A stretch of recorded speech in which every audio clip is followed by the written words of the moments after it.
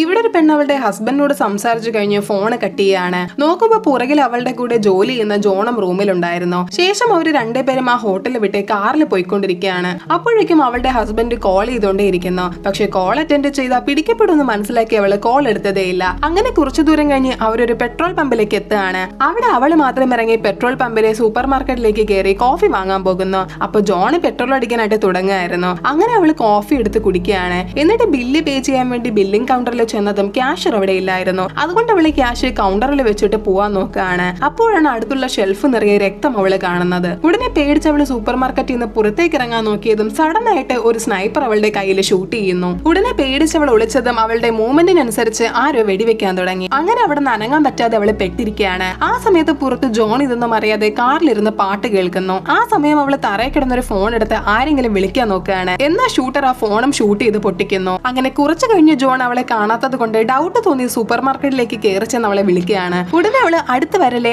ആരോ shoot ചെയ്യുന്നുണ്ടെന്ന് പറഞ്ഞ അടുത്ത സെക്കൻഡിലെ ജോണിനെ അവര് വെടിവെച്ച് കൊല്ലുന്നു.